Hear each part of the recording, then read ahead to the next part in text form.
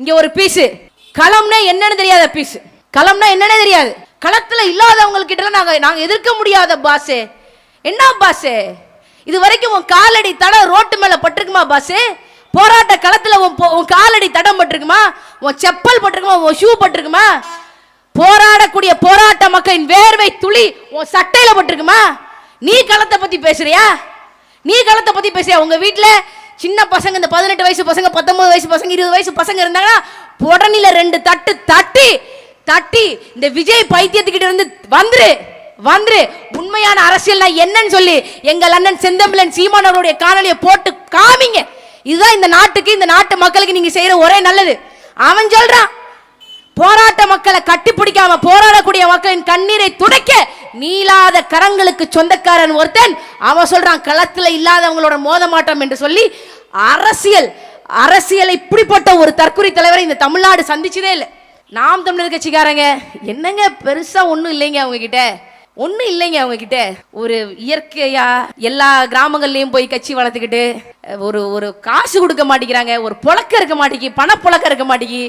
ஊடக வெளிச்சல்ல இந்த விஜய் பாருங்க போனா எவ்வளவு கூட்டம் வருது யோசிச்சு பாருங்க. நாம் தமிழர் கட்சி கிட்ட ஒண்ணுமே இல்லைன்னு சொல்லுவாங்க. நாங்க ஒண்ணுமே இல்லாம வந்தவங்க தான்ப்பா. 2016 சட்டமன்ற தேர்தலில் வெறும் 1.1 விழுக்காடோட நாம் தமிழர் கட்சி தன்னுடைய கணக்கை துவங்கியது. ஒண்ணுமே இல்ல.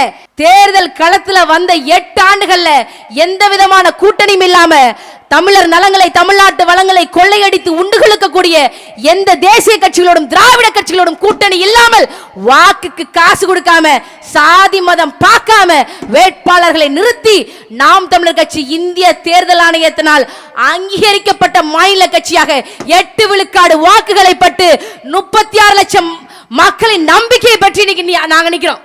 ஒண்ணுமில்லாதவர்கள் தான். நீங்க யோசிச்சு பாருங்க.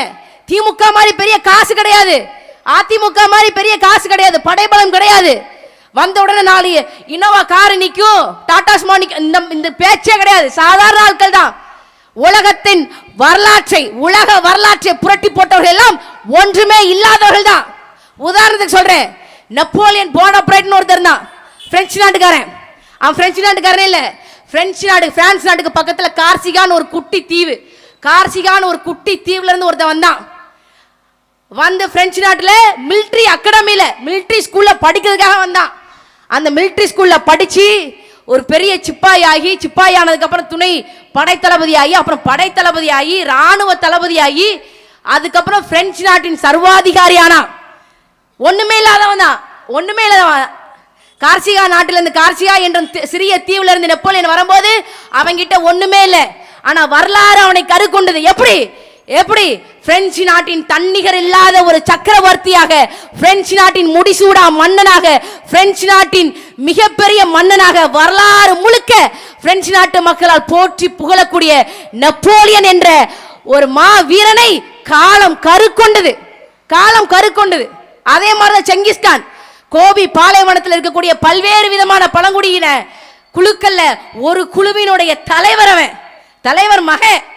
அவன் அதுக்கப்புறம் தலைவராறான். ஒரு பொண்ணை போய் கட்டிக்க போறான், பொண்ணு கொடுக்க மாட்டேன்னு சொல்லி அவனை வந்து சாகடிக்கிறதுக்கு திட்டம் போடுறாங்க. எப்படி எஸ்கேப் ஆயிட்டான்? ஒரு பொண்ணு கொடுக்க மாட்டேன்னு சொல்லி அவனை சாகடிக்கிறதுக்கு திட்டம் போட்டாங்க. இன்னைக்கு பாத்தீங்கன்னா தெற்காசிய முழுக்க அவனுடைய மரபணு தான் இருக்குது அப்படின்னு சொல்லி இன்னைக்கு இருக்கக்கூடிய அறிவியல் உலகம் சொல்லுது. ஒண்ணுமே இல்லாதவர்கள் தான். எப்படி சீனாவை பிடிச்சார்கள், எப்படி ஒட்டுமொத்த கோபி பாலைவனத்தை, மங்கோலியா தேசத்தை பிடித்தார்கள் தெரியாது. காலம் கருக்கொன்றது. வியட்நாம் நாட்டினுடைய தன்னிகரற்ற தலைவர் ஹோசிமின் என்ன சொல்றாரு? வியட்நாம் விடுதலை அடையும் போது ஹோசிமின் கிட்ட ஒண்ணுமே கிடையாது. இந்திய நாட்டுடைய ஒரு சிறப்பு அழைப்பாளராக வர்றாரு. இந்த குடியரசு தினத்துக்கு, சுதந்திர தினத்துக்குலாம் கூப்பிடுவாங்களா, அப்படி ஒரு சிறப்பு அழைப்பாளராக வராரு. அப்படியே சிறப்பு அழைப்பாளராக வரும்போது அவர்கிட்ட இருந்ததுல ரப்பர் செப்பல் 2 செட்டு துணி. நம்ம ஆட்கள்லாம் கொடியேறதுக்கு நேரம் ஆயிடுச்சு, வாங்கயா அப்படின்னு சொல்லி கூப்பிட போகும்போது தன்னுடைய ட்ரெஸ்ஸை தானே துவைச்சிட்டு இருந்தாரு. யாரு? வியட்நாம் நாட்டினுடைய தலைவர் ஹோசிமின் தன்னுடைய ட்ரெஸ்ஸை தானே துவைச்சிட்டு இருக்கும்போது அதிர்ந்து போயிட்டாங்க.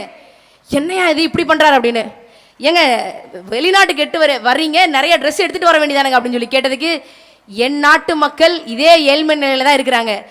வியட்நாம் மக்கள் எல்லாம் என்னைக்கு ஏழ்மை நிலையிலிருந்து நல்ல வளமான வாழ்க்கை வாழ்கிறார்களோ அன்னைக்குத்தான் நானும் வளமான வாழ்க்கை வாழ்வேன் என்று இந்திய அதிகாரிகளிடம் சொன்னவர் வியட்நாமின் தலைவர் ஹோசிமின். 60-70 ஆண்டு கழிச்சு பாருங்க, இன்னைக்கு தூத்துக்குடியில வியட்நாம் நாட்டை சேர்ந்த ஒரு எலக்ட்ரிக் கார் தயாரிப்பாளர் இன்னைக்கு வந்து மேனுஃபேக்சரிங் பிளான்ட் போட்டான். போய் பாருங்க, செய்தி எடுத்து பாருங்க. திறந்து வச்சது யாரு நினைக்கிறீங்க? நீங்க வாக்களித்து தேர்ந்தெடுத்த அதே மு.க. ஸ்டாலின். அதே 60 ஆண்டுகளுக்கு முன்னாடி சட்டையில நயா பைசா காசு இல்லாம இதே காவிரி படுகை திருவாரூர்ல இருந்து திருட்டுத்தனமாக ட்ரெயின் ஏறி சென்னைக்கு போன ஒரு கும்பல் இன்னைக்கு தமிழ்நாட்டின் தன்னிகர் இல்லாத மிகப்பெரிய கோடீஸ்வரராக மாறிவிட்டார்கள். நாம் வறியவர்களாக, மக்கள் ஏழைகளாக மாறி போனோம். அவர்கள் பணக்காரர்களாக மாறினார்கள். ஆசியாவின் பணக்காரர் நாங்க எப்போ 15 வருஷத்துக்கு முன்னாடி. இப்போ உலக பணக்காரர்களோட போட்டி போடுகிறார்கள். எங்க ஓட்டு வீட்டுல இருந்து நாம உதயசூரியன் எங்கேன்னு ஓட்டு போடுற நாம வாக்களித்து தேர்ந்தெடுத்த மு.க. ஸ்டாலின் குடும்பம், மு. கருணாநிதியின் குடும்பம் உலக பணக்காரர்கள் பட்டியல் இருக்குது.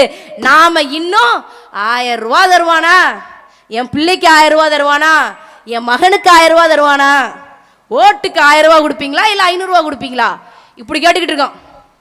இந்த வருகின்ற 2026 தேர்தல் என்பது இந்த திருட்டு திராவிட கும்பலை, திமுக அதிமுக அந்த 2 கும்பலையும் சொல்றேன். அதிமுக மேல சாஃப்ட் கார்னர்லாம் இல்ல. சாஃப்ட் கார்னர் நீங்க என்னங்க சொல்றீங்க? ஒரு கட்சியின் தலைவி, ஒரு பெண், தனக்கு கணவன் கிடையாது, மனைவி கிடையாது, எதுவும் கிடையாது, ஆனாலும் மூல செய்தி சிறையில போய் மாட்டிக்கொண்டாள் என்றால் எப்பேற்பட்ட குணம் அது? இந்த இந்திய நாட்டிலேயே முதலமைச்சரா போய் சிறைச்சாலைக்குள்ள போன ஒரே அம்மனி இவர்கள் அம்மா அம்மா என்று போற்றக்கூடிய புரட்சி தலைவி டாக்டர் ஜெயலலிதா தான் இருக்கும். இந்த கட்சிக்கு தான் நீங்க வாக்களிக்க போறீங்களான்னு யோசிச்சு பாருங்க. 4.5 வருஷம் அதிமுக மக்கள் எந்த போராட்ட களத்தில் நின்னது? எதிர்கட்சி தலைவராக ஐயா எடப்பாடி பழனிசாமி எந்த போராட்டத்தை முன்னெடுத்தார்? ஆனா நாம் தமிழர் கட்சி போராடாத போராட்டம் என்று எது இருக்குது? மேல்மா போராட்டம், பரந்தூர் விமான நிலைய போராட்டம், குறிஞ்சிப்பாடி போராட்டம், எல்லா போராட்டத்திலையும் நாம் தமிழர் கட்சி மிக துணையாக மக்களோடு மக்களாக நிற்கிறது. அதனால அன்பார்ந்த தாய் தமிழ் சொந்தங்களே, ஒண்ணுமில்லாத கட்சிக்காரங்க தான், ஒண்ணுமில்லாதவர்கள் தான் உலக வரலாற்றை திருப்பி போட்டிருக்காங்க. இன்னைக்கும் அமெரிக்காவில் இருக்கக்கூடிய மிலிட்டரி காலேஜஸ் எல்லாம் போய் பாருங்க, நெப்போலியனுடைய மிலிட்டரி ஸ்ட்ராட்டஜிஸ் மட்டும்தான் பாட பொருளாக இருக்கு, படிக்கிறாங்க. காரணம் என்ன? அவங்கிட்ட இருந்தது வெறி, மக்களுக்காக வேலை செய்யணும், உண்மையும் நேர்மையாக வேலை செஞ்சான், உறுதியா நின்னா, மக்களுக்காக நின்னா. அந்த மாதிரி நாங்க நிற்போம். ஒண்ணுமே இல்லை, காசு இல்ல, பெரிய படைபலம் இல்ல. பெரிய படைபலம்னா 50 பேர் 600 பேர் கூட்டிட்டு அதெல்லாம் இல்ல, அப்படிலாம் இல்ல. ஆனால் இங்க இருக்கக்கூடிய ஒவ்வொருத்தரும் ஈடுபாட்டோடு கட்சியில நாங்க இருப்போம். இந்த வெளியில நிக்கக்கூடிய அண்ணன்மார்கள் ஒரு முறை நாம் தமிழர் கட்சி கூட்டத்துக்குள்ள இப்படி வந்து பாருங்க, யாரு மேலையாவது சாராய வாசம், பீடி வாசம், சிகரெட் வாசம் இருக்குதா அப்படிங்கிறத பார்த்துட்டு போங்க. எந்த கூட்டமாவது தமிழ்நாட்டில் சாராய வாசனை இல்லாம ஒரு அரசியல் கட்சியின் பொதுக்கூட்டம் இதுவரைக்கும் நடந்திருக்கா அப்படிங்கிறத யோசிச்சு பாருங்க. நாம் தமிழர் கட்சி பிள்ளைகள் அவ்வளவு ஒழுக்கத்தோட, அவ்வளவு நேர்மையோட அரசியல் செய்யறோம். எங்களுடைய அரசியலை புரிந்து கொள்ளுங்க. வேற ஒண்ணும் இல்லை, ரொம்ப எளிதானதான். இவர்கள் இந்த திமுக அதிமுக ஸ்டாலினுக்கு என்ன அரசியல் செய்யணும், என்ன அவசியம் இருக்க? காரணம் என்ன? ஸ்டாலின் அரசியல் செய்வதற்கான காரணம் என்ன? அவங்க அப்பா 30,000 கோடி ரூபாயை தமிழ்நாட்டு மக்களிடம் கொள்ளையடித்து சேகரித்து வச்சிருக்கார். அவருடைய மகன், அவருடைய மருமக அதுக்கு மேல சேர்த்து வச்சிருக்காங்க. அவங்களுடைய சொத்தே 1 லட்சம் கோடிக்கு மேல இருக்கு. இது நான் சொல்லல, அவங்களுடைய அமைச்சரவையில் இருக்கக்கூடிய பிடிஆர் பள்ளிவேல் தியாகராஜன் சொன்ன தகவல் தான். அந்த சொத்தை பாதுகாக்க வேண்டும் என்று மு.க. ஸ்டாலின் அவர்கள் அரசியல் செய்கின்றார். நாங்கள் இந்த மண்ணின் வளங்கள், இந்த மண்ணின் மக்களுக்கே கையளிக்கப்பட வேண்டும் என்ற உயர்ந்த லட்சிய நோக்கத்தோடு நாம்